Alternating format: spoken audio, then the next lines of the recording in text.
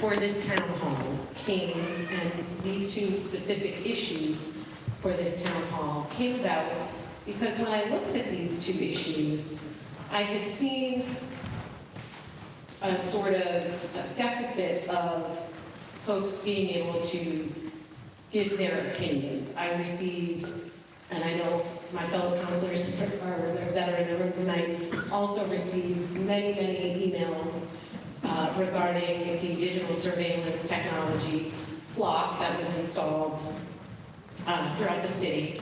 And then the 4-hour rule for events on the Common was another issue that was put out into the world without folks being able to comment.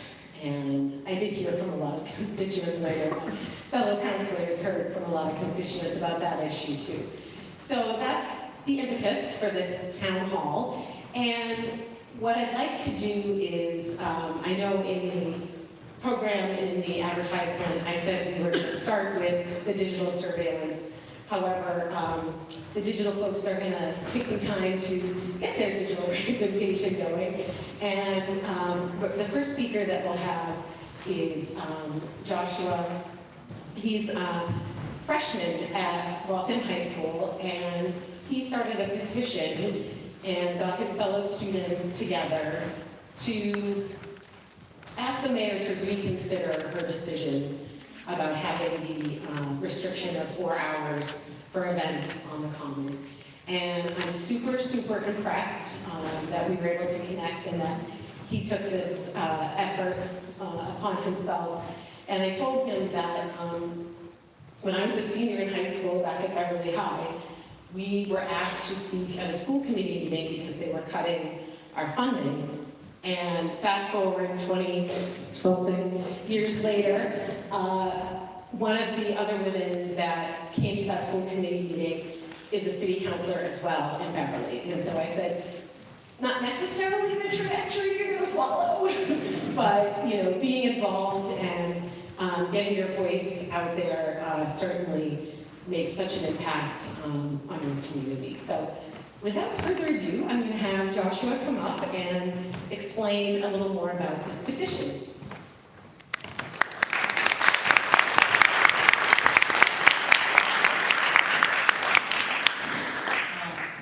Good evening, everyone. We started the petition since me and many of my friends like to attend events in the Waltham Common, like Steampunk Festival and others. But now with the town, these events may go away or be limited. As a kid growing up in Waltham, I would like to see these events preserved and not damaged by a town that seems to benefit very few at the cost and enjoyment of the city at large. While the mayor has done many good things, like improvements to a lot of parks around town, and especially the new high school which I attend, I think this time limit is not a good idea. The new rule matters since a 4-hour time limit on these events puts an unnecessary strain on them. 4 hours isn't enough to justify for many vendors to come to the events and for restaurants and other businesses on Liddy Street to benefit from the increased traffic. People like to go to these events for a few hours and then maybe get a bit to eat. The town limit forces people to prioritize their time. Why do that? A 6-hour or 8-hour run time would be far more accommodating. Additionally, there was one dad who filled out the petition saying, I'm a father of 2 young twins. We love going to events, but between meals, naps, etc., we often can't make a 4-hour time window. When events run longer, it really makes it possible for my family to participate. End quote. It also affects more than Waltham, since we have lots of many people outside the city filled out the petition since they'd like to attend these events. We even got one person from Pennsylvania. People ask why a kid cares about this. I've been getting my feet wet. I've sold some cats online, and it's hard. It's hard to make money, so I've learned that. So let's not put financial and time strains on the events in the Common and keep Waltham fun. Thank you.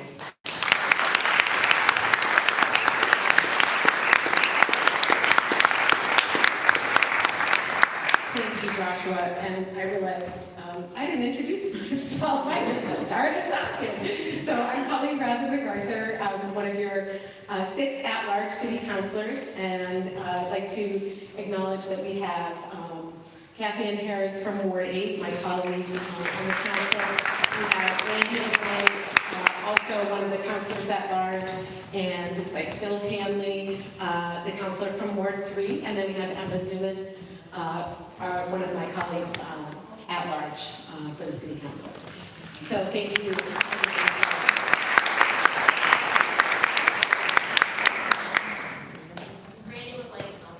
Oh, did I say Randy? Okay, Randy LeBlanc, sorry. Our vice president of our council and one of our councilors at large. Thank you all for being here. And one of the other things I wanted to do that I just started again talking is go over the flow of the evening. So we, as I said, we initially wanted to have the community members that are working on this digital surveillance presentation go first, and I think they're here and set up, maybe? Oh, I get 2 thumbs up, okay. And after their presentation, which should be between 5 and 7 minutes long, the idea is to have all of you that want to speak come up, and you'll be given 3 minutes of time to talk about either issue, the 4-hour rule on the common, if you have some opinions about that, and then the surveillance technology, if you have some opinions, ideas about that, you may also say some things about that. And finally, there are water and snacks somewhere, because, yeah, we can't do events. In my mind, you have to, like, feed people or give them water.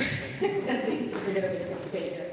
So, without further ado, I'm going to have the folks from, and I don't know if you have an official name. I was giving you an official name, D-Block Waltham, but okay, to do a little presentation and give us some education. 2 other things I just remembered, that both of these issues have petitions. So the 4-hour rule for the high school, Jose and his fellow students, Joshua and his fellow students put together. There's a QR code on the table outside when you came in, if you want to sign that petition. And then the folks from D-Block Waltham also have a QR code for a petition that they are looking to circulate. Is there anything else? I don't think so. I'm going to stop talking. Thank you so much. Yeah. All right. Well, good evening, everyone.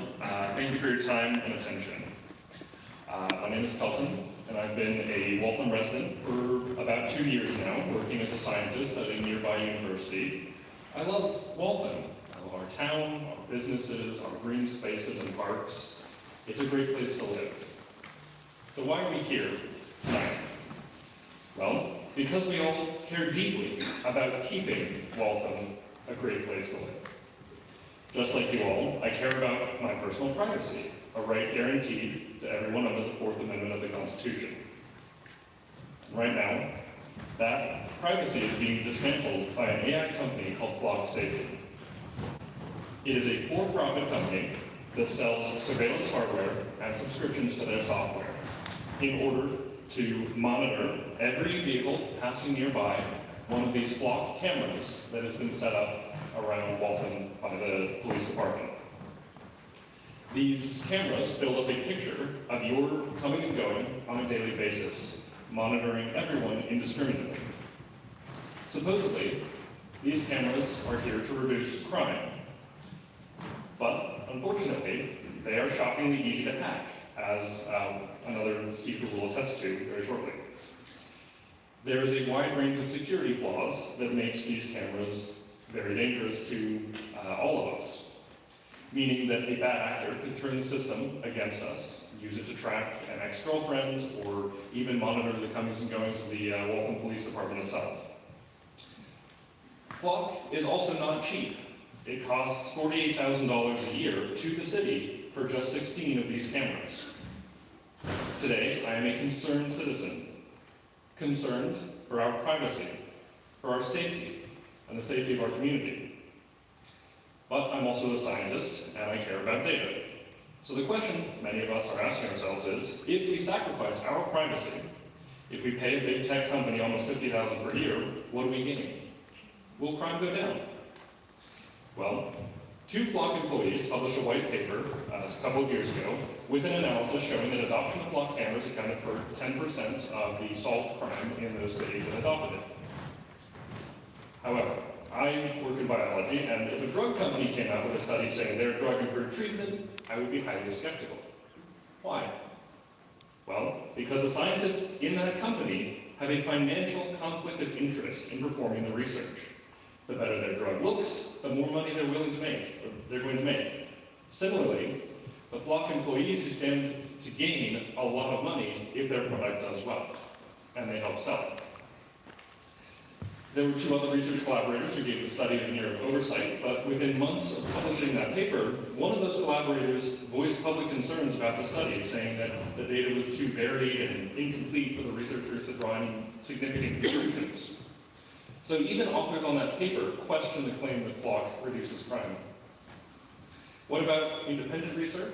Well, very quickly, I'll just tell you about 2 studies. One, in the Journal of Experimental Criminology, showed that license plate readers did not deter crime generally or specifically reduce vehicle-related crime. A different study from 2021 by a nonprofit organization found similarly that the cost to the city of Piedmont, California over a 6-year period for a vast array of license plate reading technology was over $500,000 and led to a 0.3% increase in hits on stolen vehicles, with no increase in the number of stolen vehicles recovered. So, we have one example from Flock Safety showing a dubious increase in crime appearance, and 2 independent studies showing no benefit of these license plate readers. There is no reason to sacrifice our civil liberties and the health of our community for a technology that does not work. Waltham has a great police department. They can do better than Flock. They can do better than mass surveillance. Waltham can do better. If you feel the same, please reach out, write, or call your counselors and ask them to oppose Flock. Thank you.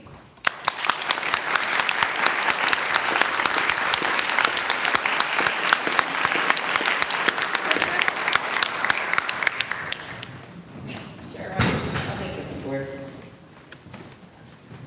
Hi folks, my name is Christine Willis. I am a Waltham resident of approximately 8 years, I think.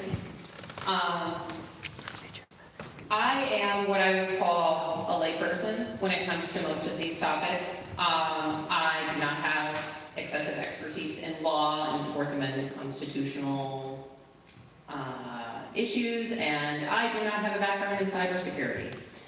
But I am here specifically because I think Flock is a dangerous company.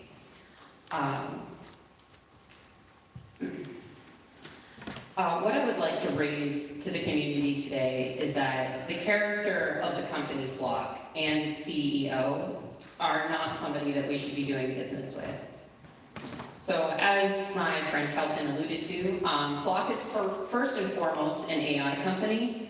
That is their real product. The AI scrubs the footage in order to make analyses. And for those that are familiar with how the AI industry is working right now, it is prone to error and hallucinations, something that has put a number of citizens across the country in danger.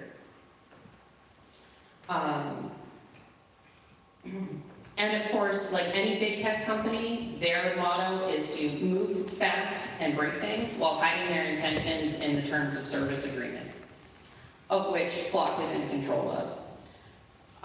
The police department has signed an agreement with Flock, but Flock is the ultimate control over the data. They can change their agreement as they please, when they please. Flock has the capacity to change who can access or query the footage as they like. There are reports from basically all over the country of this happening. I could give you a very long laundry list of different municipalities that have reported how they've discovered that Flock has given access to their data to people querying it from out of state, or even at the federal level, or even out of the country. So there are actual foreign actors that can access our comings and goings. They can look at the photos of us in our community, and Flock might, oops, if we catch it, but the company has no regard for state level laws, from California to Illinois to Colorado, much less our local policies. So although our police force does have excellent intentions in a policy to protect us, the fact of the matter is that Flock does not care to follow those policies, and they can and will break it. Oh my goodness. On top of that, there have been other municipalities that have tried to cancel their subscriptions to Flock. They've been like, you know what, we don't want this, we're done with it here. And Flock has then taken down their cameras and actually put them back up 2 weeks later. I think that happened specifically in Illinois. And in other places like Wisconsin, where they also canceled, Verona, Wisconsin, they canceled their Flock contract, and then Flock never took the cameras down. So the municipality was forced to black bag them.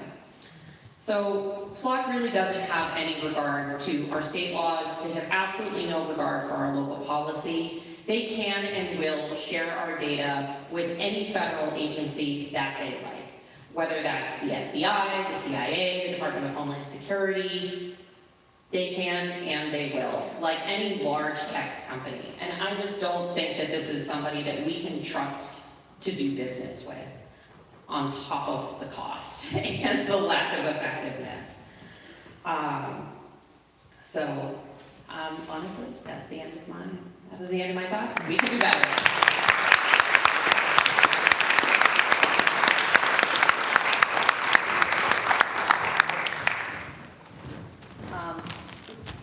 I'm also going to be passing around some folders that show all the cameras that are within the city right now, and the locations as well as the directions that they are pointing in, if you would like to take a look.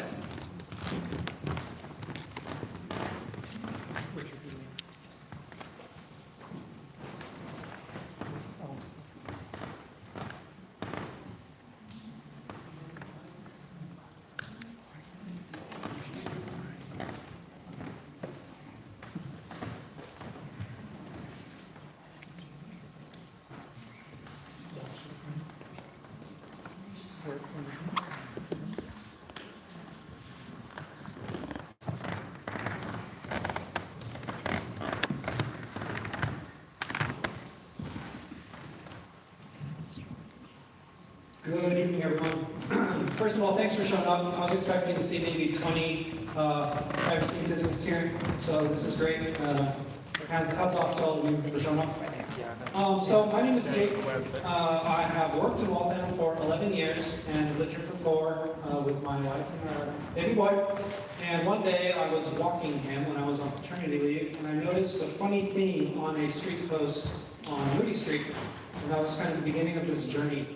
So I have a quick presentation to step back about privacy and why you should care, regardless of the tech. I go to the next page once we get this set up. Okay, so it's a little blurry. What is privacy?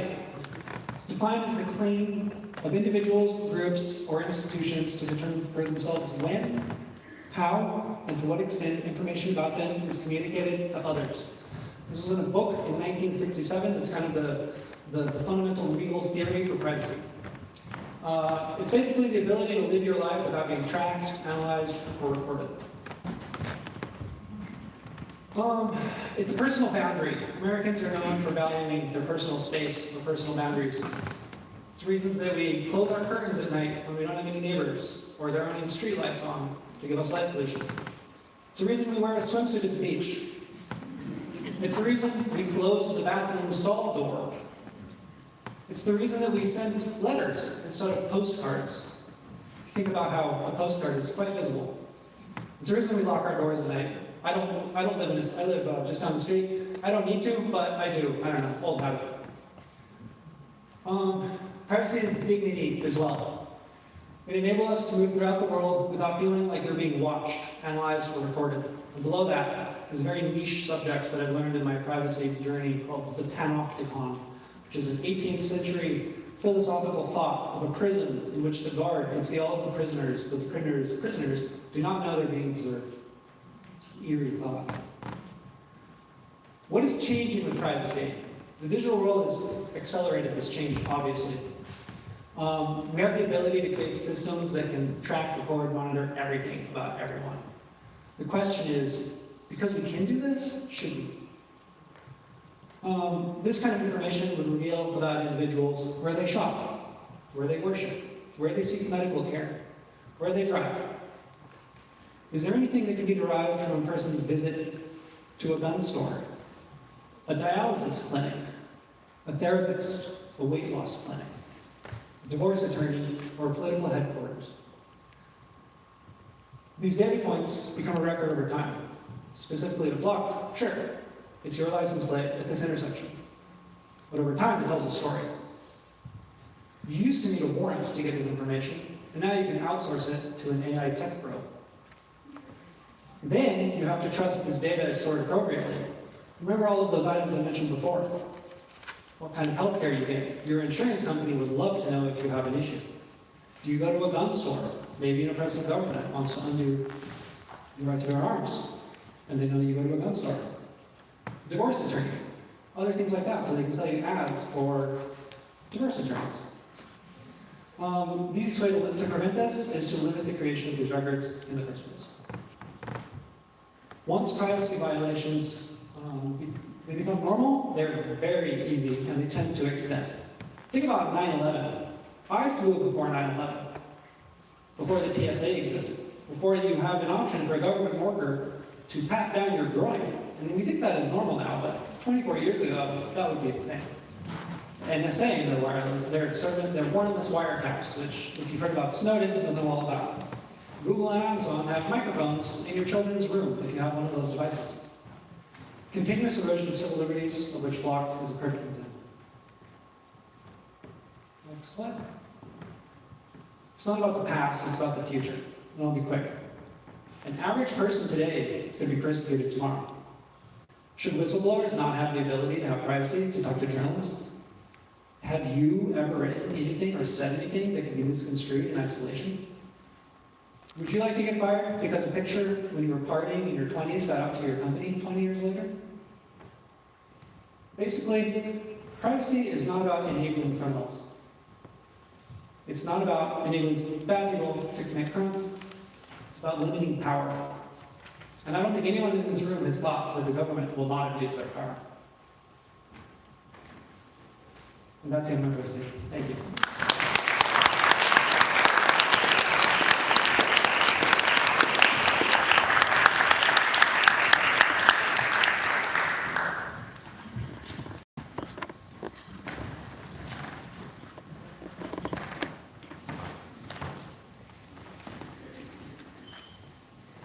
Hi folks, my name is Trina. Thank you. I can't believe my voice doesn't carry enough. My name is Trina. I'm yet another resident here in Waltham and yet another concerned citizen. So appreciate your time today. And really just want to reiterate what my teammates have shared and my concern about this issue. As we know, Waltham currently has 16 of these cameras in place today. They've been in place since last fall.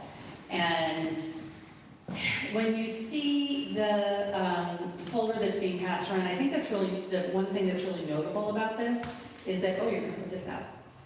Okay, Perfect.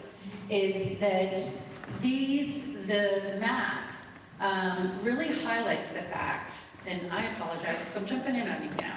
Perfect. But the map highlights, if you can kind of see where the cameras are on the map for Waltham, they're really located around the entrances to the city, on the major roads. So there's a few that are on some big intersections, but mostly it's about tracking you in and out of the city. It's not about tracking, hey, what's going on downtown, and hey, where's the big, you know, let's make sure that our businesses are covered, and we're not really looking at like, oh, where's there a lot of crime in the city, and we want to make sure that we're covering that. It's really about watching where people are coming and going through the city, and that's what they're looking at. You'll notice there's a couple over at Home Depot, of course, surprise, surprise. But otherwise, it's, you know, every major intersection coming or going, every time you come and go through the city on one of the major roads, those cameras are capturing you. And it's not just you know, it's all of our neighbors from all the other towns who come and go through the city. We know, and they're capturing you know, the pattern. And obviously, it's anybody else who moves along in the same pattern. Do you want to move along like that? Go for it. I am. I wanted to make sure that was... Hi, my name is Jeff. I've been a resident of Waltham for about 15 years now, which is still an eye blank in Waltham terms, but it's given me plenty of time to start to really care about our city and what's happening. We've seen a little bit about where these cameras are located. Let's talk a little bit about maybe what they are. This is the Flock Safety Falcon license plate reader, or LPR or ALPR. I'm going to give a photo credit to the Waltham Times for this great picture. This is one of our local cameras. And one of the first things that people tend to hear about this camera is, it's just a license plate reader. This is how it usually gets presented to the public, or how it's presented to city councils when people are seeking approval for it. You know, follow along with, it just takes pictures of license plates. What's the big deal? And maybe some of you have actually heard that. Has anybody in here heard that before? Yeah, okay, I see one hands up. I'm going to ask one more question. Don't put your hands up for this question. Do you believe it? I don't, and I want to convince you. I want, from now on, every time someone says automated license plate reader to you, I want a picture to pop into your head. I want you to immediately think of where's Waltham. Pictures taken by ALPRs are pictures of license plates in exactly the same way that this is a picture of Waldo. Waldo is somewhere in that picture. Technically, when an ALPR takes a picture, there is a license plate somewhere in that picture. Now, because some people might get stuck here, Waldo's not there. So let's take a look at what these cameras actually produce. I've been able to obtain some captures from a camera in Joplin, Missouri that were taken last month, southbound on Maiden Lane. This is a Flock Falcon camera, just like the ones we have. Now, this is a little bit hard to see in here, which is unfortunate, but the original picture actually has 6 times more detail than this. But we can kind of get the idea. This is how Where's Waldo works. Down in the lower right corner, it tells what the plate number is. And then we have to find the plate number. But is this a picture of a license plate? Because that kind of looks like the whole road to me. I mean, look at this car way in the back. That's way back there. It's actually, it's not like I said, it's a little unfortunate we can't see it, but it's right there. Let's try this again. Here's another one from 3 seconds later. Now we're looking for a different license plate. There it is. But you know what? That blue car is still right there. So let's try this one more time. One more license plate. There it is. Our blue car is gone. Oh wait, no, there it is. So I'm already running short on time here, so I just will just ask you, did I just show you 3 different pictures of license plates? Or did I show you the detailed travel records of a blue car? Now that depends on who you ask. And Flock is more than happy to tell you that it's it's the latter. So I'm out of time. I will just ask you again. It's just a license plate reader. Do you believe it?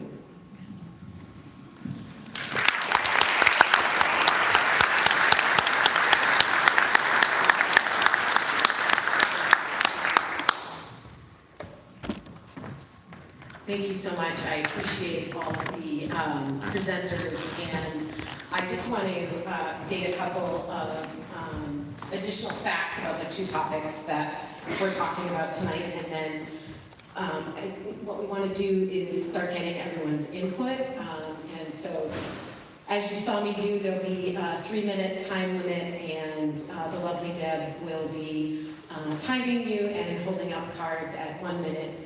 2 minutes, 1 minute, and then stop. Just think when you see stop, it's stop, please, but really stop. So if folks, after I finish This last thing, if folks want to start lining up in this center aisle that want to speak and give their thoughts and opinions. So the two issues, just to recap, in case folks just got here or are still wondering why these two issues are what we're talking about tonight, is the first issue, we had Joshua, a high school student, speaking about the 4-hour restriction, time restriction for events on the Waltham Common. That is a statement that was put out by the mayor, a rule that was put out by the mayor, and that's it. So there's nothing before us as a council. This is, the Waltham Common is under the jurisdiction of the mayor. The second issue, we had some presenters who just spoke about digital surveillance technology, specifically flock. And they mentioned there's flock cameras throughout the city. So I just want to give you a quick update on where that is legislatively, because that is something that is before us. So right now, we have had, in the fall, we had a resolution, many city councilors signed on, and we spoke with the city solicitor, we spoke with Waltham PD, Chief O'Connell in the fall. And then this was sent to ordinance and rules. It is still an ordinance and rules, it's tabled, which means we're not actively discussing it, but it can be taken off the table to discuss. And we have received a draft memo from the law, or excuse me, a memo from the law department with some suggestions on how to handle policy with digital surveillance going forward. So I just wanted to center folks on those two issues. So for our rule, not under the control of the city council, and the flock legislation is currently tabled in ordinance. Yes. Hi, I'm the City Councilor Kathy Ann Harris from Wade. Thank you all for coming out tonight. I'm also the chairperson of Ordinances and Rules. The only other update for Ordinances and Rules right now, which is fully public and available, is we had our committee member make a request after the law department's legal opinion to have him, the police chief, Chief O'Connell, at the April 6th adjournment or meeting of Ordinances and Rules to come in and have him go over the current policy that he has in his operation.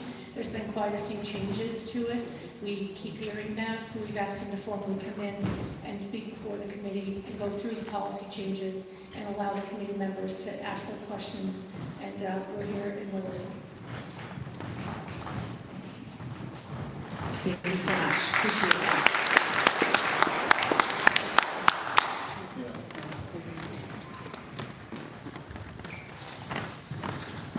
Hi, I'm Richard Lang. I live in Angleside, been here for about nearly 10 years.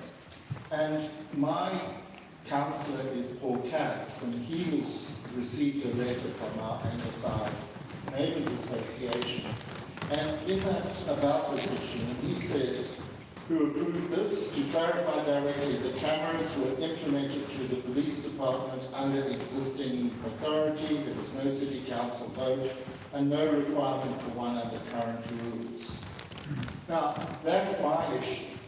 How does the police department undertake an administrative contract for $48,000 without review? Did the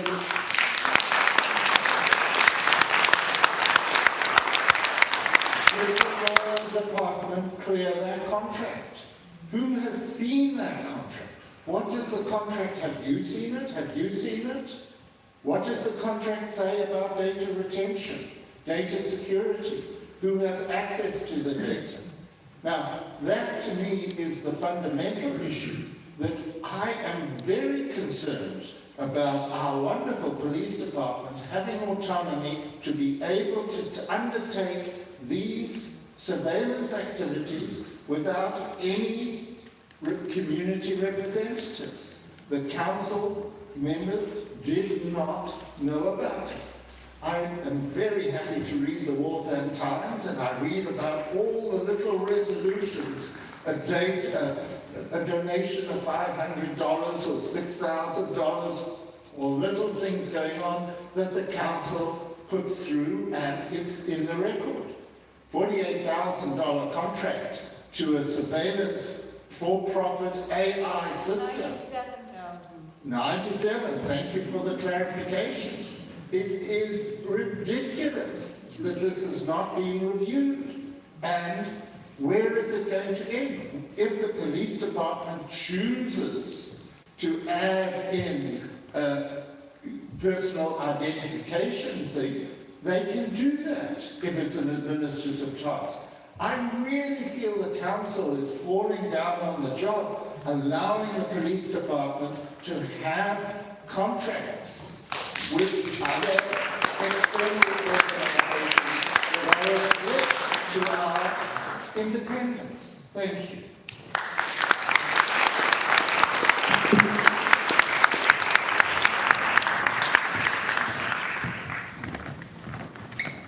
Hi everyone, my name is Jonathan Bass. These cameras need to be taken down. They need to be taken down yesterday. So I'm going to wear two hats today. One of them is my former city councilor hat, and then the other one, fun fact, I actually used to work for Flock. Yeah, it's crazy, right? I came out of COVID with a certain sense of techno-optimism, and at the time when I got the first tech job that I could, I took it. And Flock basically sold me this dream that we were helping find missing people, and that we really believed in transparency. And part of my job was actually to talk to people like you and represent this technology before it went live, before it was implemented. That was actually part of my role. And it didn't take me very long to understand this very hard truth, is that companies like these, their only role is to help the government spy on you. Their only role as surveillance companies is to bypass public scrutiny and just surveil. There's limits to what I can say because, corporations have a stronger right to the First Amendment than we do. But I just want to say, number one, there's a reason why tech experts call this a data leaky boat. If you take anything from what I'm saying, think about the two words leaky boat and think about it as it pertains to your data. Number two, there's a reason why the ACLU questions their efficacy, whether or not they can actually help solve crime. Don't buy the propaganda. Number three, and this is really what I can speak to really well, is that there is an accountability for these companies. The Fourth Amendment is basically mythical. It is legally non-existent. Supreme Court, all these different higher-up rulings have created kind of like a platform for law enforcement to call this legal. But you don't have to be a Harvard constitutional scholar to tell you that we don't have a right to privacy. Now that may be the status quo, but that doesn't mean we have to take it, right? I just want to make two of these examples because they're very powerful. California actually had a law that banned out-of-state data sharing, basically saying that any of the data that they get in California needs to stay in California. And they had that in place, and same with Illinois, because they didn't want for other states to use it to go after immigrants. They didn't want it to go after, to violate people's rights. Let's say, for example, in Texas, where a woman doesn't have a right to choose, they can try to go after them. Those companies were caught basically breaking the law. Their customers were passing information out of state from California to Illinois. And you know what happened? Virtually nothing. There was no real accountability. So what's to say, tomorrow the city council puts together a nice little policy and a nice little ordinance. They're not going to go that far. But, who's going to actually hold these companies accountable? Right? So as a city councilor, a former city councilor, I'm just going to say really quickly, I used to have a lot of disagreements with this administration. I could come around sometimes to some of the thinking, maybe different from mine. But this is very disrespectful, and it's a disrespectful thing to all of you that they completely bypassed the public procurement process. They completely bypassed it, and they just installed cameras. That says a lot more about them and what they think about you. So again, don't fall for the propaganda, don't go for some resolution, don't go for some passive ordinance. None of that's going to protect you, it's not going to protect your data, and it's not going to actually make you safer. Thank you so much. Take them down.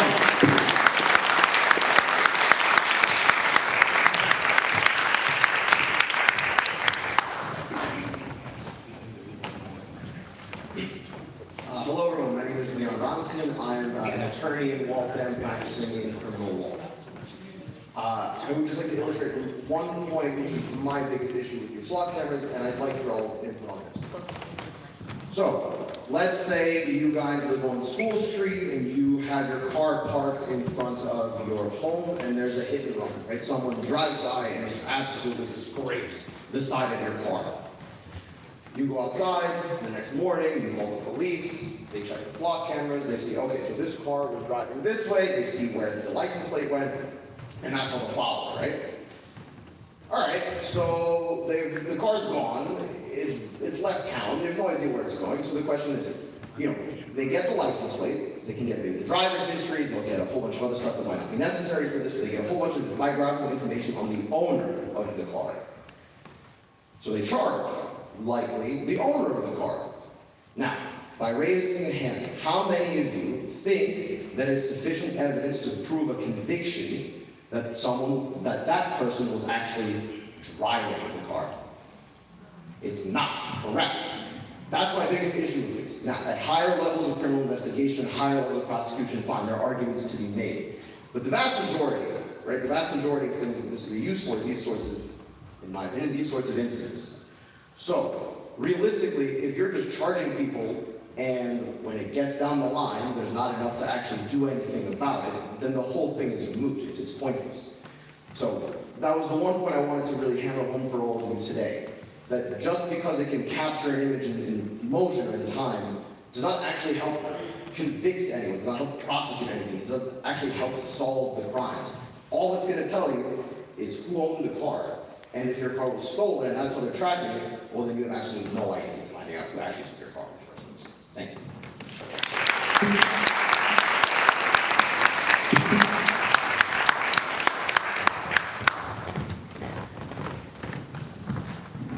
Hi there, can you hear me all right? Apologize for the mask, I'm just getting over a cold. So my name's Serena. I'm a data scientist. I've lived in Waltham for about 10 years. I'd like to thank the organizers, as well as really kind of second everything that I heard in the presentation before. Was very accurate and very informative. To be honest, I totally agree with what Jonathan said. My field is not law enforcement, but I've been able to go on the Flock website, and from everything that I can see on there, this looks like the leakiest boat I've ever seen. There's, in addition to the standard portal that Waltham law enforcement has access to, there's also an API. It's basically programmatic access, kind of like what you would see in a movie, if like a hacker tries to hack into something. It's not clear at all how this is tracked. There's also additional AI tools that a given user can use to go through all of the data and upload these data to these third-party tools. So I don't even know where this data is going, who has access to it. It looks extremely leaky. One additional thing I wanted to point out was the accuracy of these cameras. There's been a lot of news about this. There's been a lot of horror stories in the news when you see the cameras misreading an O for a 0, an M for an H, whatever, somebody getting pulled over, the incident goes a little sideways, and then the person driving the car becomes a victim. And so even in a case where it's theoretically being used how it's supposed to, it can become a real liability both for the general public as well as the city of Waltham as well. So that's really all I have to add. Thank you.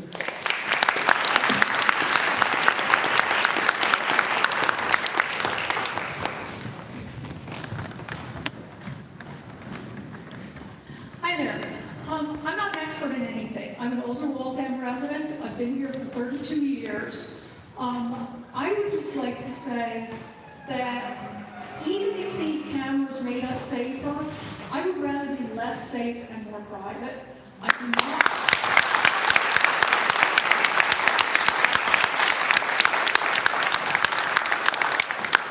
do not want some government agency who may or may not have authority to access this data, getting hold of it and using it to arrest my friends and neighbors. I think we need to get rid of these things, take them down.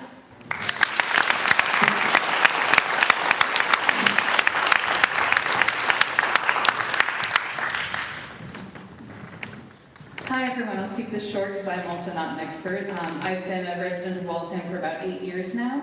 I agree with pretty much what all of my neighbors have been saying about flock. I'm incredibly uncomfortable with it, but I actually wanted to come up just to make sure that we're also touching the other topic tonight, which is the 4-hour limit on the common. Similarly to the flock cameras, I feel really uncomfortable with the fact that yes, it may be within the purview of this to be a unilateral decision to limit the time, but it doesn't seem right that this is the way that it worked.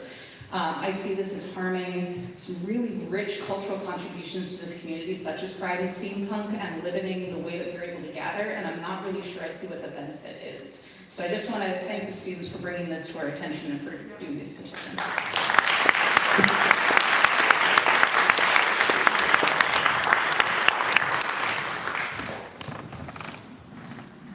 Hi, my name is Peter.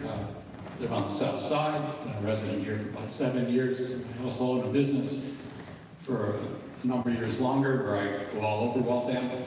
A couple of things I'd like to talk about the common question first, and that is I would have been interested to hear what the mayor's office had to say as far as the complaints and see whether any other suggestions for mitigation of any noise issues. Although you have plenty of other cities in the area, from Boston on out, which have all-day affairs all the time, and plenty of residents living nearby, so there should be some way to accommodate. On the issue of surveillance and privacy, I think it's certainly a major concern. We've certainly seen the effects of information now, people being grabbed off the street by government agents seemingly with no apparent warning or other way they could do this other than by using electronic surveillance. And I'd like to address a question more to the council, and that is where this funding came from. I read somewhere that it was based on drug seizure money. Yeah. Now, I think some of you, particularly the attorneys in the audience, will know about the Casserole Motel issue about drug funding, which was litigated back in 2013, I think, where basically assets of people purported to be drug dealers or related or having profited from them were seized without any due process. And this was struck down by the courts, but it turned out that municipalities, in particular police departments, were doing this because any money they seized they could use. The question is, if we are seizing drug money in any way, who is controlling that? Who is saying where it should go, and were these seizures legitimate? And I'd love the council to look into this and address it. Thank you.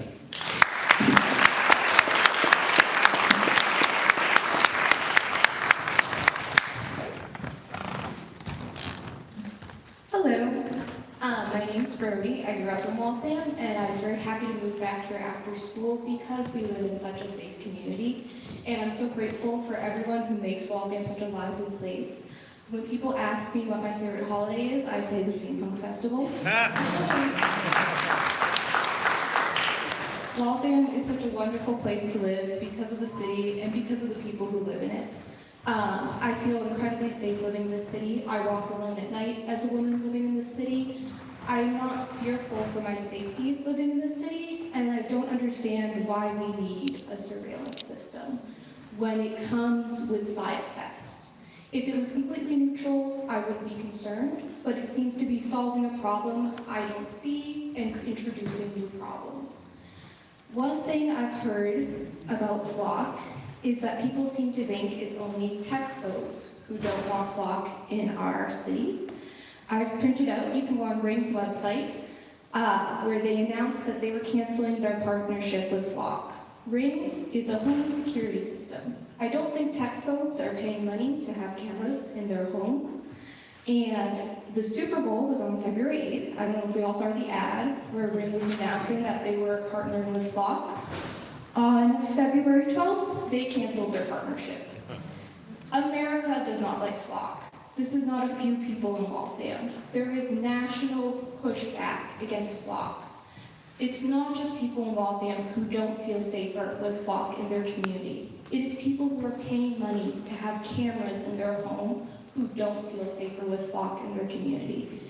In the press release, they mentioned that they have a community request program within Ring.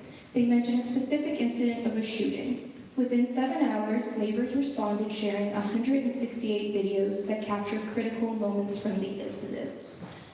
People with Ring cameras who are willing to share videos from their home with the police are outraged that Ring would partner with Flock. The key thing there is that people are choosing to share that information with the police. It is not 24 hours.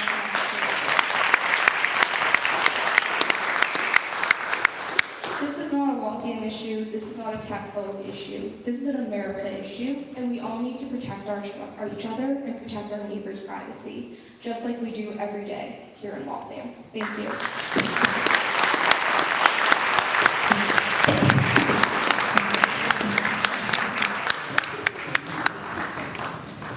Hi, I'm Jamie. I've been a Waltham resident for about 3 years, but I've been a history teacher for about 13. I was very concerned about the combination of these issues, increased surveillance, in addition to decreased ability for the community to come together in public gathering spaces.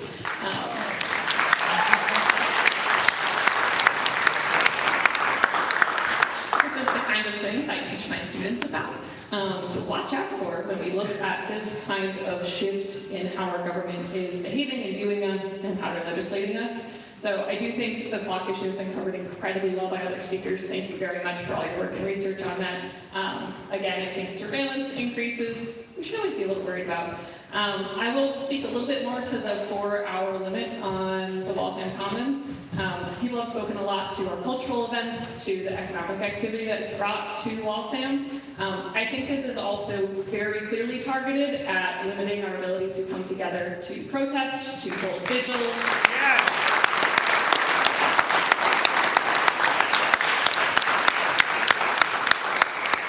And to otherwise be in solidarity with each other in a time that is particularly fraught for our human rights and our ability to stand up for them. So I would say that I'm likewise, thank you to Peter who brought it up, very suspicious of whether or not this was in response to noise complaints. This seems to have kind of come out of nowhere. When we called the mayor to ask about it, we were shut down pretty quickly. So I don't really see where this is coming from. It doesn't seem like an ask from our community. It seems like a pretty thinly veiled excuse to get rid of our ability to gather in solidarity. I will also speak to the more shallow concerns of our economic activity here. I'm a little more concerned about our human rights, but as somebody who took part in our Steampunk Festival, and who has, talks to the organizers, I can tell you firmly that they are planning already to go somewhere else next year. So this may be our last year of having them here if we don't change that ordinance.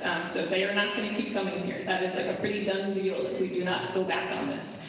So most importantly though, I think this is a pretty clear push in the direction to surveilling our people, not allowing us to gather in solidarity, and not allowing us to have the kind of space that we're having right now, which I'm very thankful for. So thank you to all of our speakers before, and I hope that these both get overturned soon.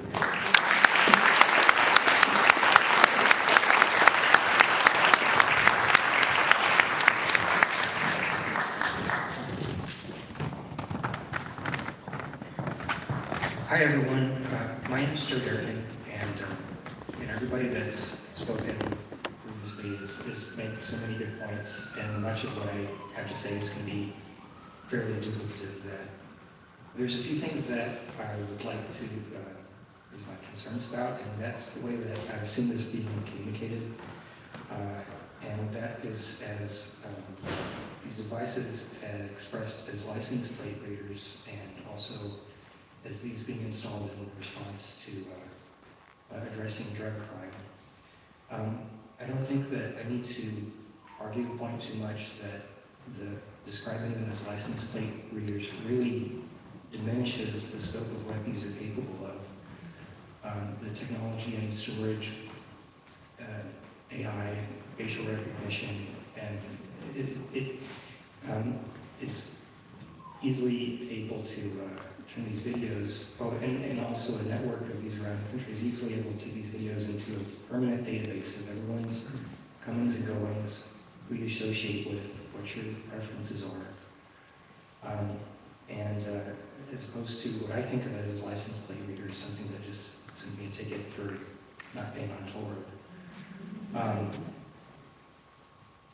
A lot of people have made the point that these have the ability to go wrong, data leaks and so on. But even if they don't have data leaks and they're operating perfectly, these prohibit our ability to, they diminish our private lives.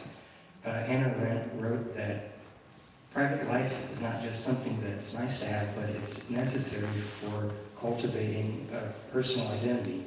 And without that, we have to adapt to the authorities, and the mere presence erodes that ability of a private life.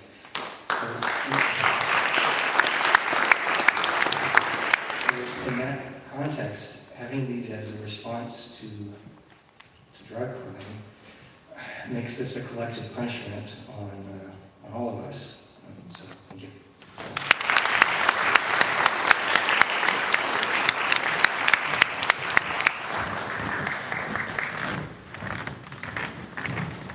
Hi, my name's David. I've lived in Waltham for a long time now, I think maybe almost 40 years. I just have a real simple point. The harm's ongoing. We've all identified that. Why not bag the cameras while the law department and the city council figure out what to do?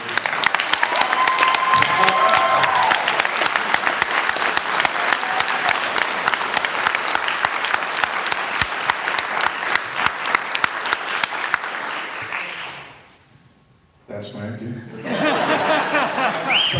But I would just say this, that we don't have to stick with the status quo while we work it out. There may be larger issues. Well, let's bag the cameras.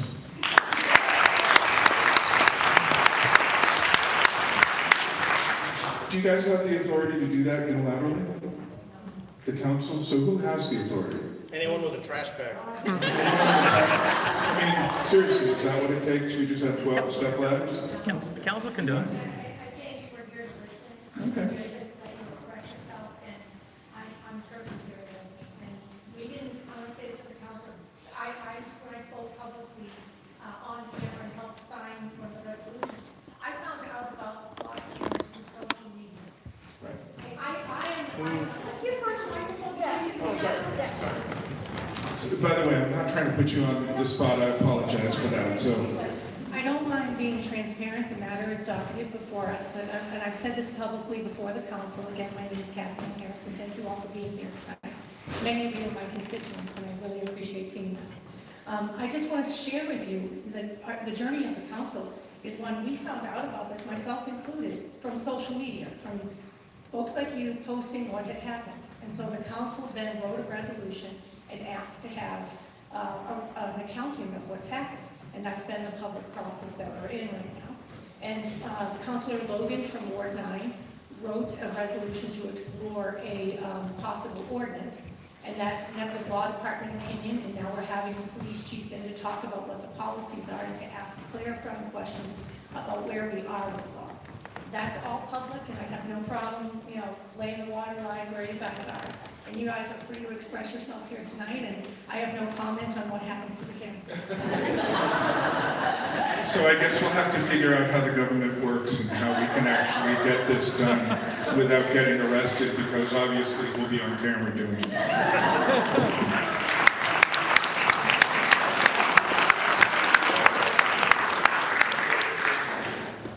Hi, I'm Justin. I've lived in Waltham for 20-something years. I raised both of my kids here. And listening to a lot of my neighbors speak, I hear and agree with what many of you are saying. I fear that we're just speaking to ourselves. That's why I got up, because I could talk for a while on both of these issues, which I feel very strongly about both of them, and I don't think it would matter. We applaud, and so what? The city council heard about the block cameras on social media. I wrote to the mayor and called the mayor's office about both of these issues, but for instance, on the common, which I feel just as strongly about, and I received probably the exact same amount of response as all of you. So I'm not here to explain why these cameras are a terrible idea. or why the common should be available for things like steampunk and pride, because I don't think I need to convince the people in this room. I'd rather talk about courage as a necessary component of government. Is there anyone here that is prepared to defend these positions? If there's no one willing to show up in public and do so, are these defensible decisions? If those people don't do that, we can change our government.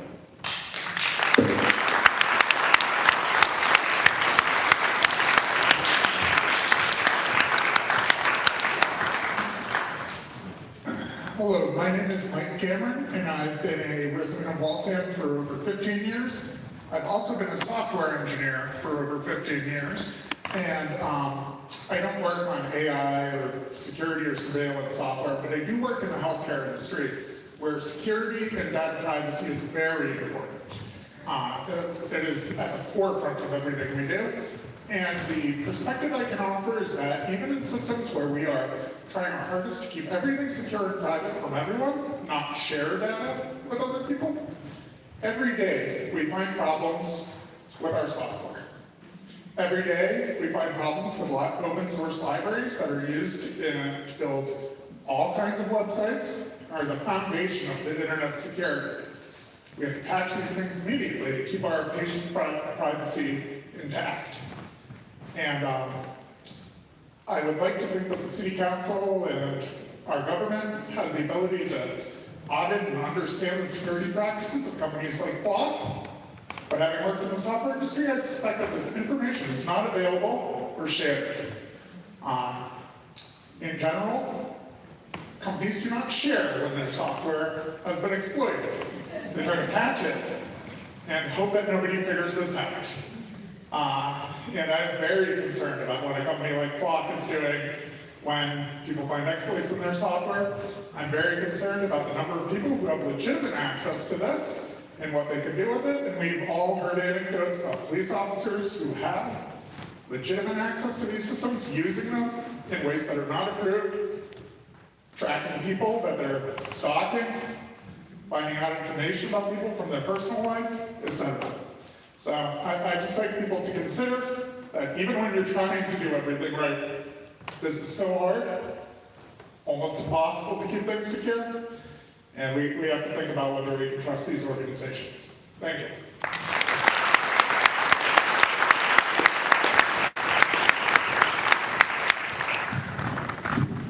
So I did actually work in software security. I got some bad news. Can anybody guess what the single biggest issue we had selling software security and solutions to people who knew that they had vulnerabilities in their software was? Any guesses from the crowd? It was not inside users. It was not that they didn't want it. It was that it was cheaper to fight the lawsuits, and it was cheaper to buy more insurance. Fixing software bugs, especially for a big company that is gobbling up other companies, trying to put together multiple systems and somehow come up with a cohesive way of securing all of those different routes and access points. Really complicated, really expensive, and it's cheaper just to delay the lawsuits.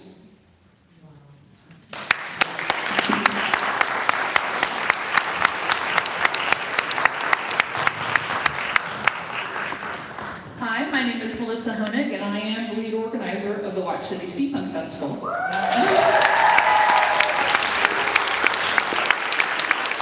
I did want to clear one thing up. We are a project of the Downtown Waltham Partnership, and therefore we are not looking to leave Waltham. However, we are normally a 7-hour event. We have gone with the 4 hours because we just didn't have time to pivot anywhere else. Figuring out the logistics of another location was a big deal, and there's not that many places in Waltham that you have the space to do the events, the parking for people, the public transportation access. We gotta get power, we gotta get porta potties and trash, and we have always been a free event. So we need to find if it can't be on Waltham Common, then how many other locations are there that we have access to that we could afford to do and still keep the event free to the public? We've already had a cut in our budget because 4 hours versus 7 is about 60%, so we cut our vendor fees, which is part of the income. So it's cheaper for our vendors to come, and we have got a bunch of vendors, but they, you know, we can't charge as much, right, for less time. So we are wanting to stay, we want to find a solution, and we will take the next year to figure it out. But 4 hours, we'll do it this year, but that's not really what we want to see for the future of our event. Thank you.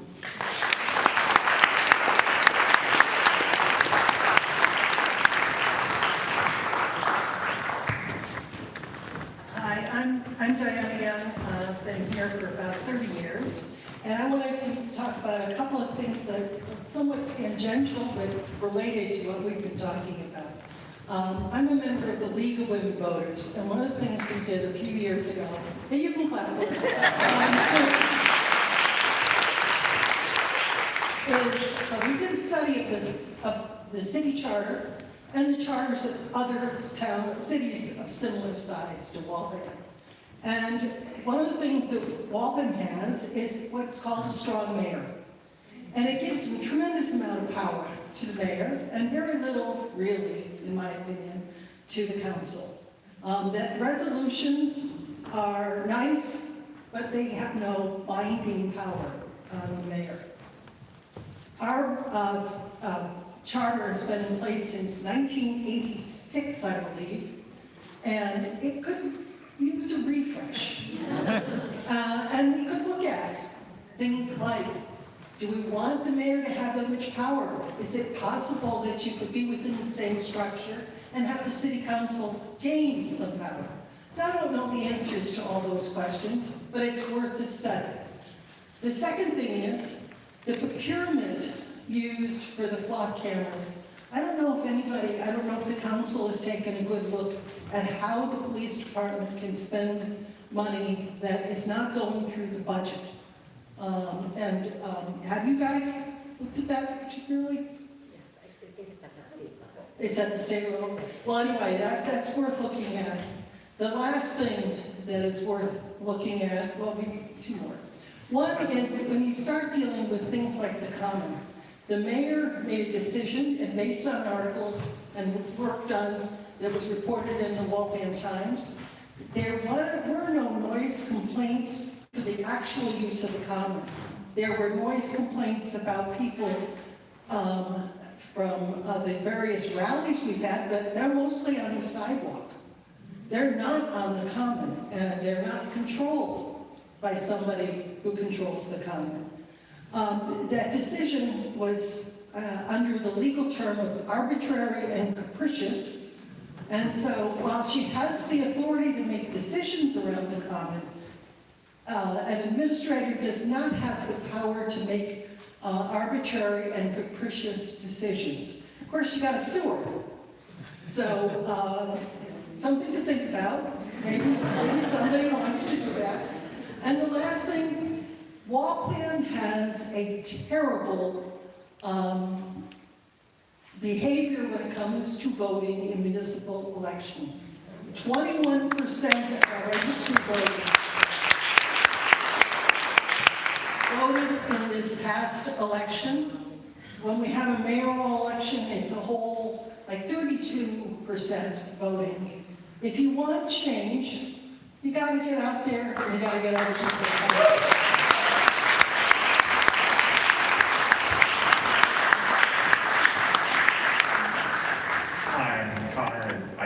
Surprised to hear that I'm a computer guy with this kind of hair. One of the things that I've learned in my career is that once the data is in the database, it's really, really easy to copy it. I know this because of what I do for a living. You know this because every time you get a new phone number or a new email address and you give it to this company or that company, suddenly you get a lot of texts and a lot of emails from everywhere else that's kind of like that. So flock cameras mean that when those catch on 5 or 10 years from now, when you go to the car dealership, they're going to know what kind of driving you do. because as much as I hate to disagree with Mr. LaPaz about a place that he worked for, it's not just their job to serve value for the state. It's their job to make money, and they will sell it to anyone who will pay. Yeah. I'm just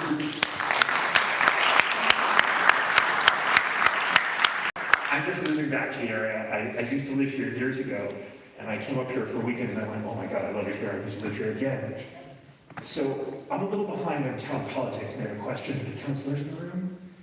If there's only one person who gets to decide what happens with it, why is it called the common?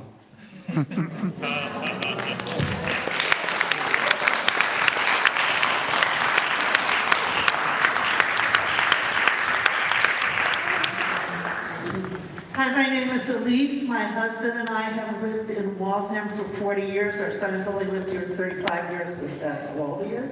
And we've owned a house here. We've lived here. We're part of lots of different things in the community. And the questions that came up to me is, you know, the data, whose data is this? Whose data is this? And why is people, you know, why are they collecting that data? But even more important, whose city is this? That someone can say you can't have the fun life. You know, it's like your grumpy aunt or something. And you just say, Mom, don't invite her over when we're having a party.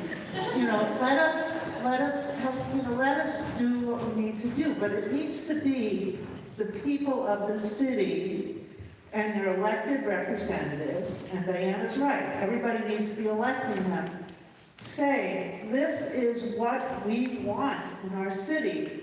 And I don't want, like, I saw when they were finishing putting up the flock camera on Wyman Street. And I'm sorry I didn't have the thing down.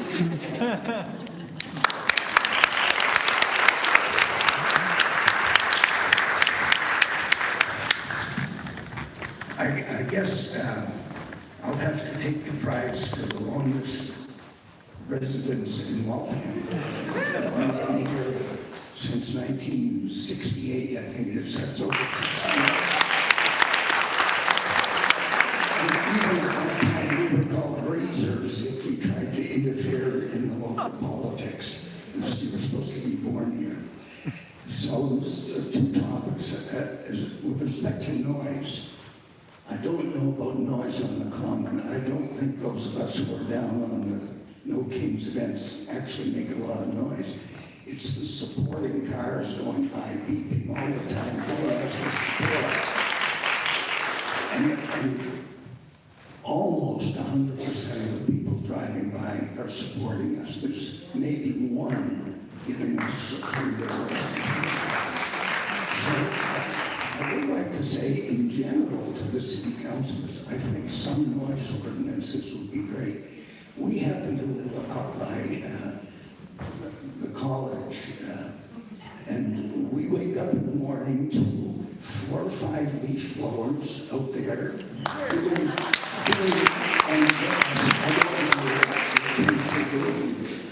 and then before the game starts, they blare out music, if they can call it music. The younger generation, I guess, likes this stuff. And then the announcers want to make sure everybody within 5 miles knows who's pitching.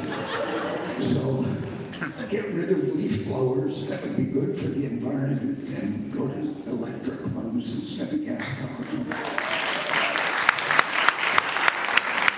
A significant topic. I don't know how much time I have here left, but I also worked in software starting, as you can imagine, at my age, when the computer we used took up this whole room, and it was punch cards. But I can tell you that a large computer company like Microsoft, when they put out a new version of an operating system or an Excel spreadsheet, they go to market with a few thousand what are called PTRs, trouble reports, that they know about, but have decided they're kind of small. So when you're sitting on your computer and you get an update that says we're updating the security software on your computer, those are thousands. They're fixing a fraction of what are known to be the troubles. So the complexity of the computers and software is such, they will never be without flaws that can be exploited. And there are more people trying to exploit those flaws than there are trying to fix them, if you look at the industry as a whole. So with respect to the general thing about surveillance, I won't add to what's been said, but I want to just leave a quote that people find very important. It's from Solzhenitsyn's works called the Gulag Archipelago, which is the history of the Soviet Union prison camps. He became the collector of all the individual stories, and he put them together in a polished way so everybody could read it. And about partway through the 3-volume series, he pauses and he says, "Dear reader, don't believe for a moment that what happened in my beloved Russia was due to a defect in the Russian soul. No," he said, "it's due to a defect in the human soul, and it can happen in your country at any time." So when you see things going on that don't make sense to freedom of democracy, get up, protest, and vote.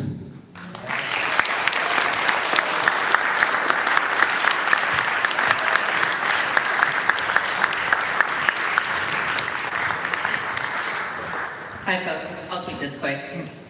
Just to reiterate the point, yes, please vote. I handed out little slips of paper. Unfortunately, the turnout was so big, I ran out of paper. So thank you so very much for everybody who came out tonight. Unbelievably deeply appreciated, beyond our wildest dreams for this turnout. The table up front has a QR code that you can scan with your phone in order to get the information for your ward counselor. So please take the opportunity to do that. And for those that did receive a piece of paper, we do have the contact information for the chief of police. So if you want to bag them up, you know who to talk to. Thank you.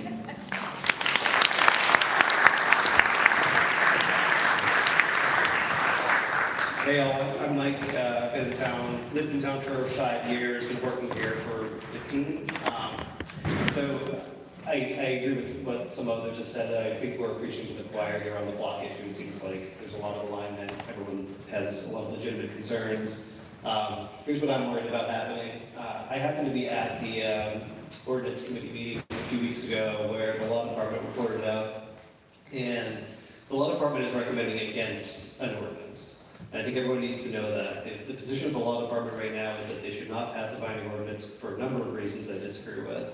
But an ordinance is like the best case scenario in their view, and so what they're pushing for is just like kind of a perfunctory statement that just says, like policy-wise, what we can do with these cameras.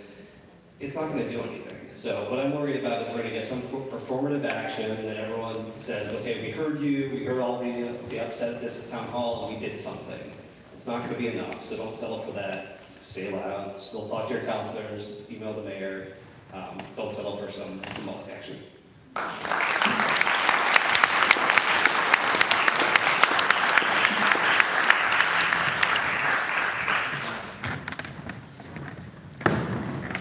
Oh, this is terrifying. You got this.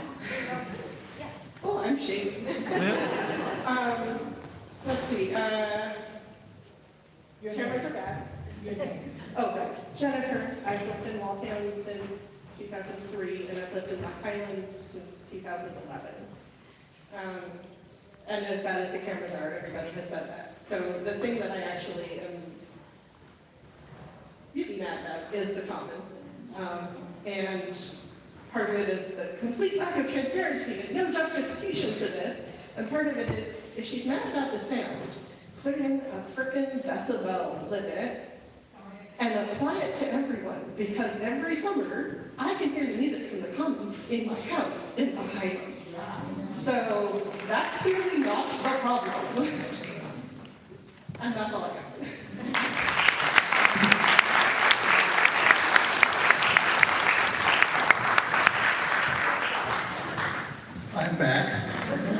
you may remember me from an hour ago. One of you pointed out that no one tonight has spoken in favor of flock, which is interesting, but sure, challenge accepted.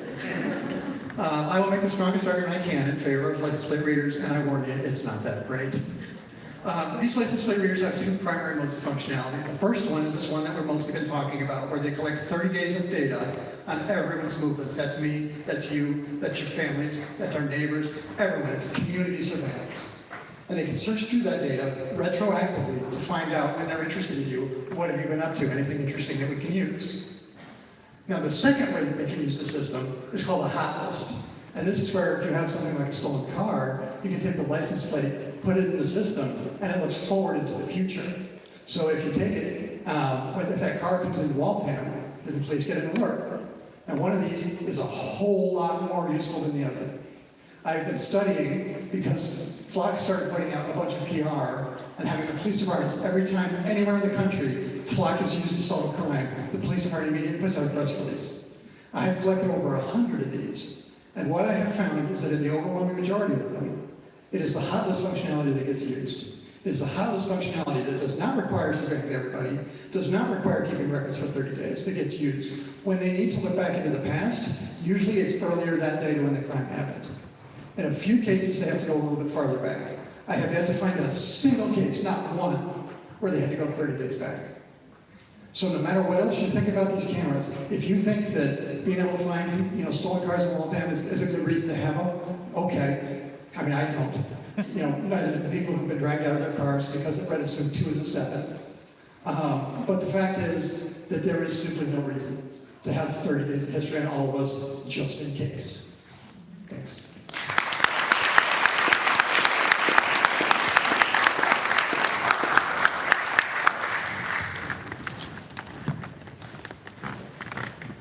Sorry, I'm not recording. It's a program that allows me to have closed captioning in noisy rooms like that. Anybody with hearing aids knows what probably echo in the room.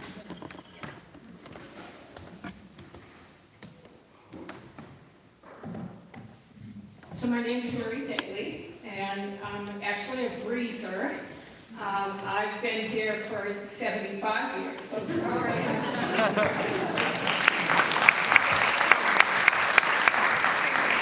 Also, I come from what a police captain referred to as a police family.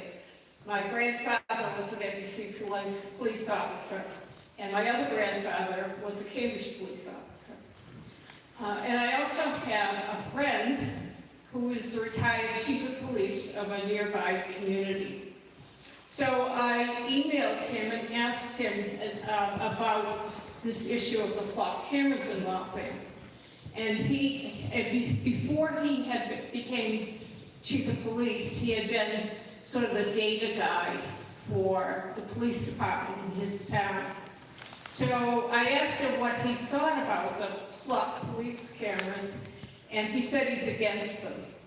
And he said it was because the potential for abuse was too great, that he actually, before he retired, had entertained the idea of having the flock cameras at his town, and he decided against them.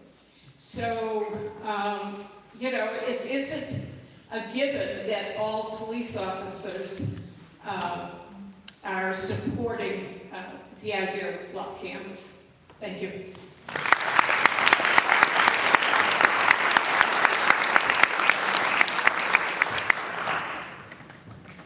Is there anyone else? It doesn't look like there's a line. Is there anyone else that is interested in commenting that hasn't already?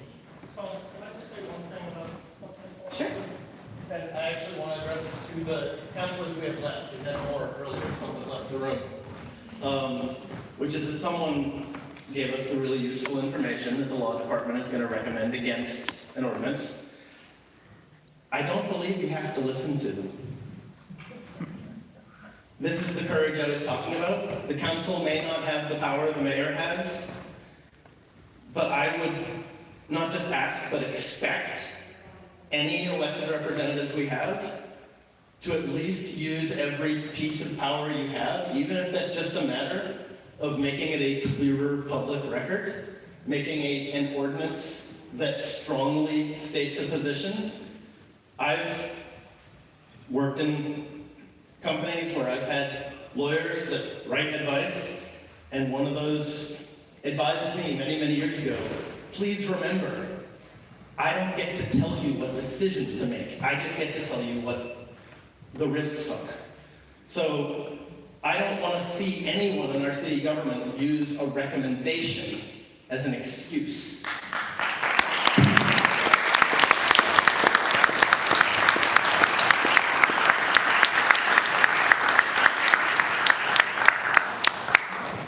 Thank you again, everyone, for coming. And I don't know if you want to kind of reiterate what the next meeting times are for concerning the flock issue. Thanks again, everybody. Great comments, and we are all listening. I know some counselors are downstairs at the ZBA. There's several hearings, something going on in Ward 8 for the watch factory that's actually going on downstairs right now. So for the next steps for the council for the flock camera docketing matter, April 6th is our next regular meeting of the council. You can see that e-docket on the city's website under the city council. You go to e-docket and you will see that matter docketed. We have made a request, a member on committee who's here tonight made a request to have in the chief to talk about what the current policies are. There's a lot of conversations being had about flock cameras in our community, not just here, but outside here, and also there's questions from various constituents. And we don't run police operations, we approve their budgets. We have to work together as a city.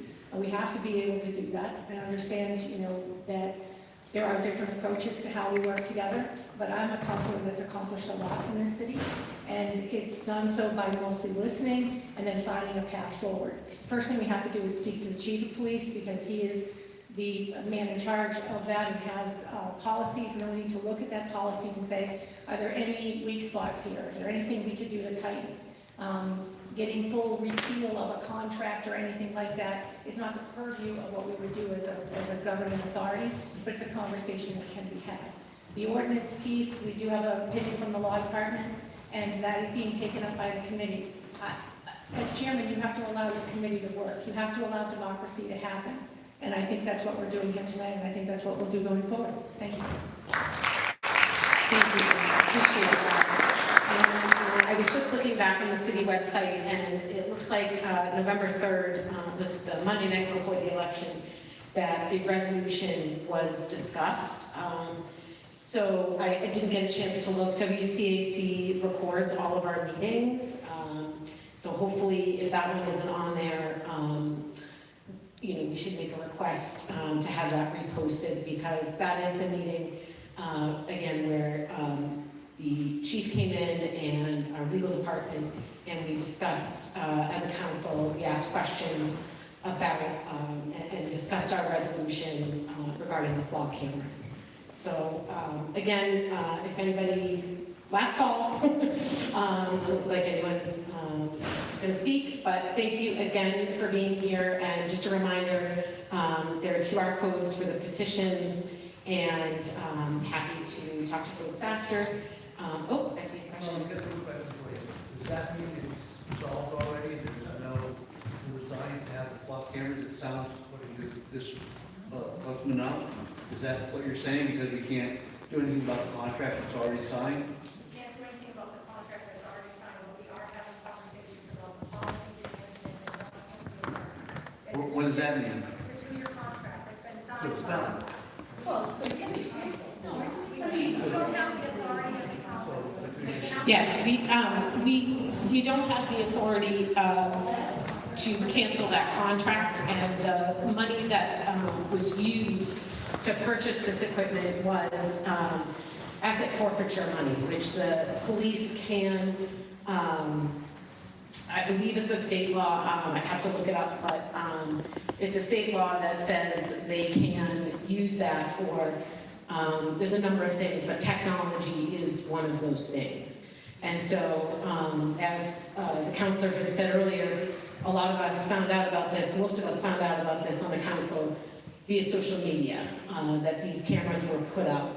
And I know from conversations that we had, you know, this was presented to them by the company, and it was all through the police department. And there was a legal review. We did have our attorneys review that contract, and I know when they came in, we asked the attorneys, what were your conversations like about this contract that exists for these cameras, and we got more information, and as the counselor said, it's in ordinance and rules. We have received that from the law department, and this recommendation from the law department, and I remember reading it several times, and it is getting passed around, is that it is up to us and the ordinance and rules committee to continue that conversation and discussion about what we can do. Does this mean that we can get the council to get the law department to make an ordinance? We ask for one, not have them say, no, we don't want to do it? I want to check in with the folks that put together the DFLOC petition. If there's anyone that wants, from that petition, that wants to speak about what the ask is in that petition. Cancel the contract. It's not the police cancel their contract, that's the request. That's the ask in the petition. Ask the police to cancel the contract. Okay. We don't, you know, an ordinance is great going forward regardless, because we would love a bill of rights around our digital rights. But we want the contract canceled and the cameras taken down. Okay, so that's the ask.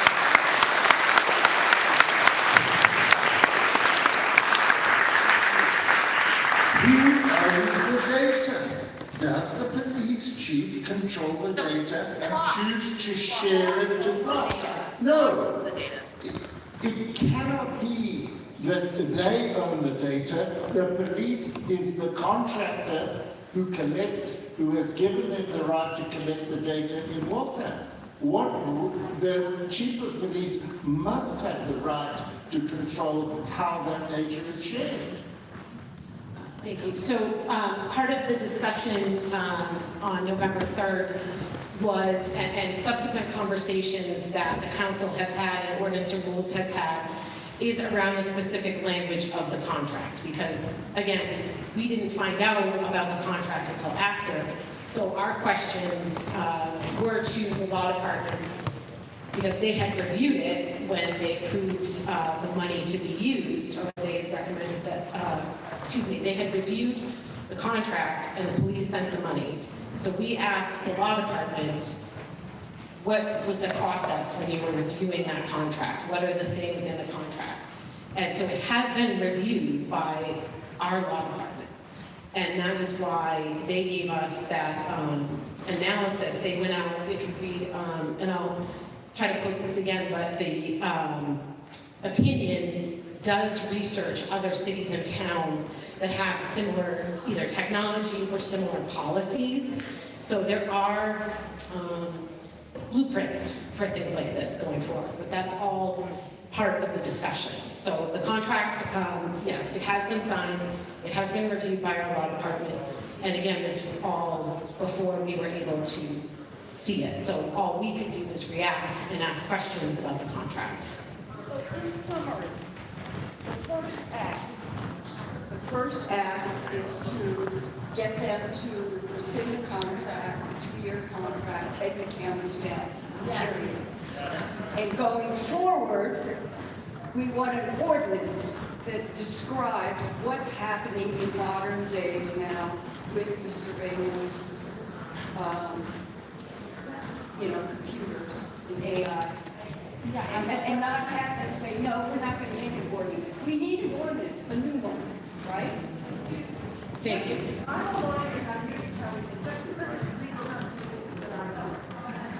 And we are depending on our representatives to make the choices that are about what's right for us, not just what's legal, not just what this one can do or that one can do or who has the control, but to make the choices that best represent us. And I think what we feel is very clear here.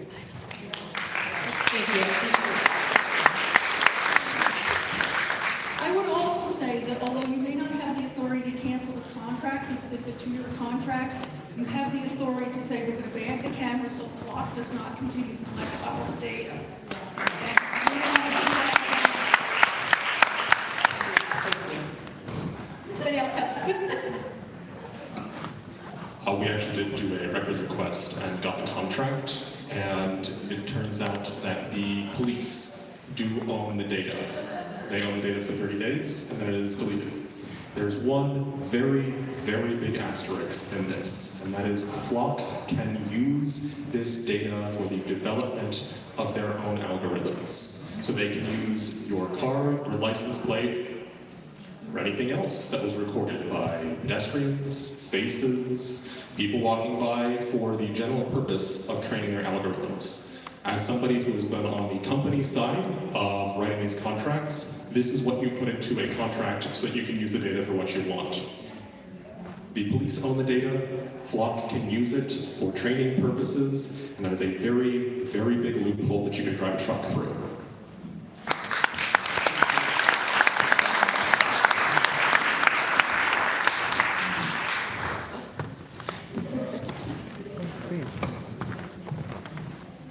I just wanted to say thank you again for holding this opportunity for all of us to speak out and for listening. And my question is, right, this was a great forum for us to air some of our concerns. I'm hearing that, you know, if we have the option of petitioning, obviously it's for the comment of reaching out to the mayor, of reaching out to our councilors, and of reaching out to the chief of police. As someone who is less familiar with the structure of government, are there any other avenues that we, as kind of the general public, have to air our concerns, or any other places we should think about reaching out to that we might not be aware of at this time? Yeah, the Waltham Times is definitely a good resource. They have dedicated reporters that attend every one of our city council meetings and our committee meetings.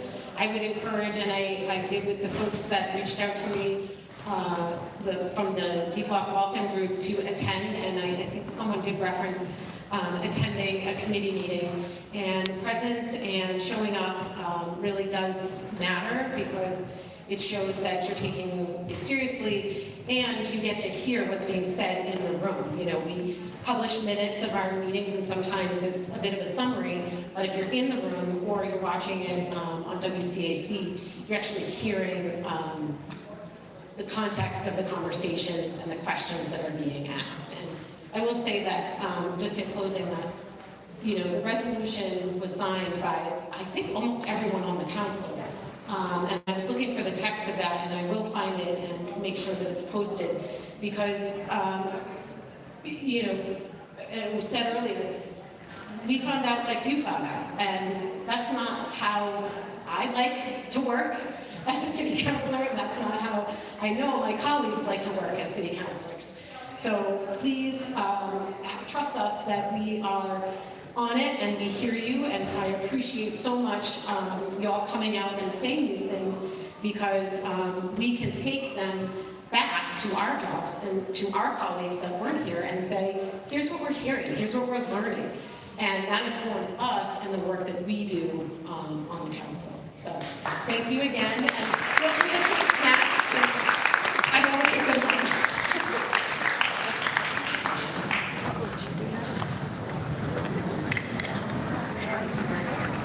Almost good, yeah.